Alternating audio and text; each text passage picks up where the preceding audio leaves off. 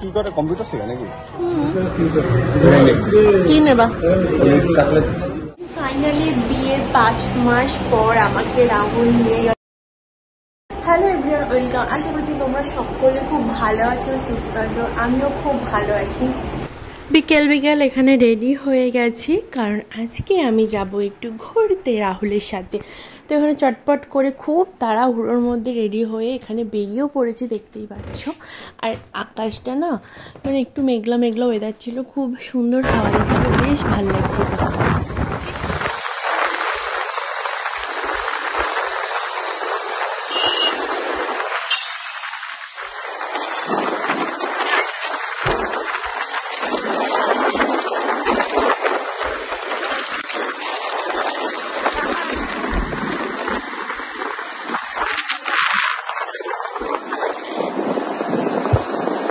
ভাবলাম বাড়ি থেকে ব্লগ বানাবো,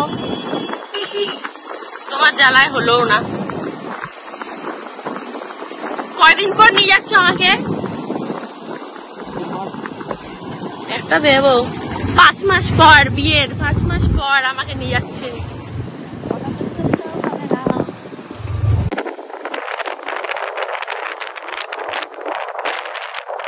আছে কত গাছ ভর্তি আম ধরেছে। এরপর চলে গেলাম পেট্রোল পাম্পে, কারণ পেট্রোল ভরবে গাড়িতে। তারপর চলে এসেছি আমরা নবদ্বীপে। এটা নবদ্বীপে নতুন হয়েছে একটা শিব ঠাকুর, অনেক বড় শিব ঠাকুরের মন্দির হয়েছে। একটা মন্দির মানে শিব ঠাকুর হয়েছে, দেখতেই পাচ্ছ। ফার্স্ট টাইম গেলাম, একদম শ্মশানের পাশেই। তোমরা চাইলে অবশ্যই যেতে পারো, এখানে ভীষণই ভালো লাগবে। তো চলো এবার এটা ঘুরে দেখা যাক।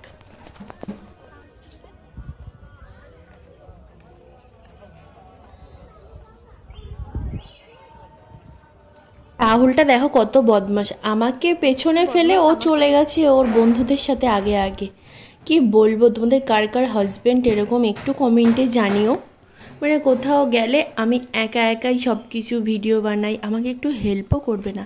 আর সেই দিন এত পরিমাণে গরম পড়েছিল না, প্রচণ্ড। আমার মুখ চোখ দেখতেই পাচ্ছ একদম ঘেমে, মানে কি বলবো।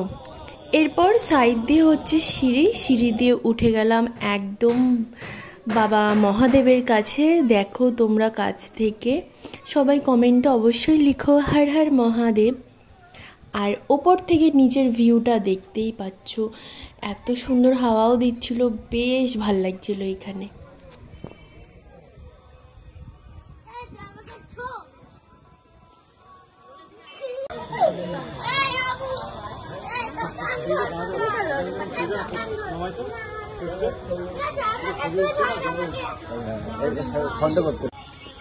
আসছে কাটা কাটা দেখতে দেখতে আবার আমার ওই ফোনটা কোথায়?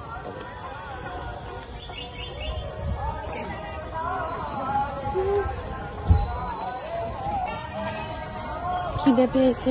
কি করে কম্পিউটার শেখা নাকি? ও তো বাড়িতেও তো সেন্টার আছে। আমরা ওখানে বেশিক্ষণ থাকিনি, হার্ডলি 5 থেকে 10 মিনিট ছিলাম।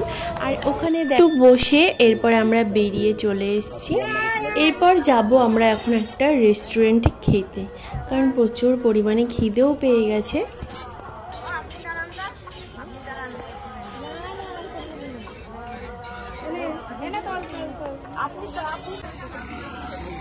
চলে এসেছি আমরা, এটা হচ্ছে ব্রো হাউস ক্যাফে বলে নবদ্বীপে, তোমরা গুগলে সার্চ করে দেখতে পারো। তো ওখানে গেছি। এটা হচ্ছে একটা নেপালি ক্যাফে, মানে সবাই এখানে নেপালি। কি নেবা? পনির কাতলাটা আমার ভালো লাগে, একটা না আগে খেয়ে টেস্ট করে দেখবা।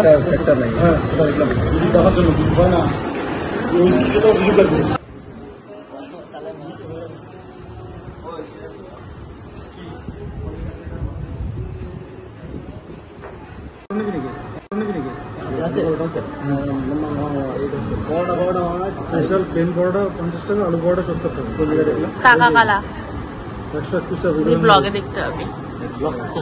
370 টাকা টাকা। আরে দেখ না, আলু পরোটা। 30টা নাম্বার নেই। আলু পরোটা ভালোই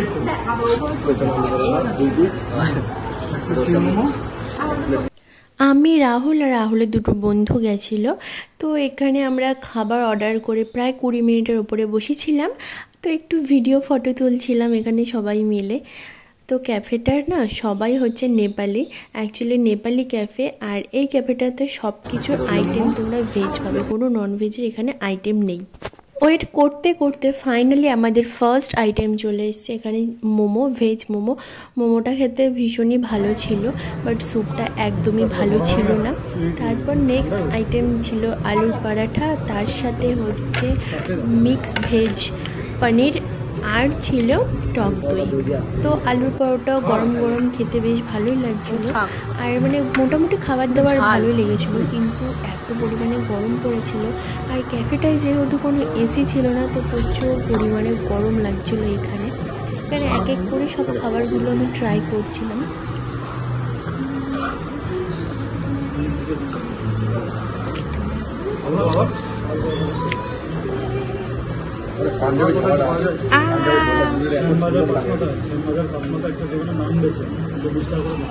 দুনিয়ার লোকে দাঁড়িয়ে দাঁড়িয়ে নাম খায়, এত সব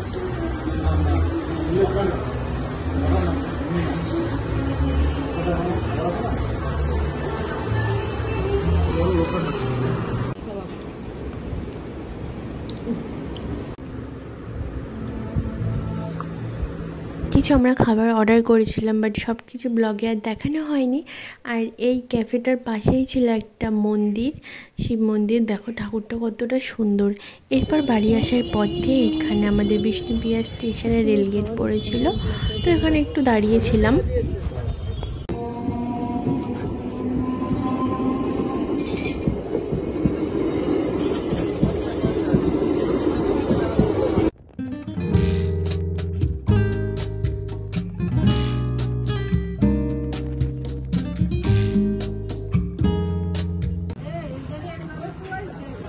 মুদিখানার দোকান থেকে বাড়ির জন্য কিছু টুকটাক সদাই নেওয়ার ছিল, তো ওগুলো নিয়ে চলে গেছি বাড়িতে। আর সেদিন এত পরিমাণে গরম পড়েছিল যে কী বলবো আমি।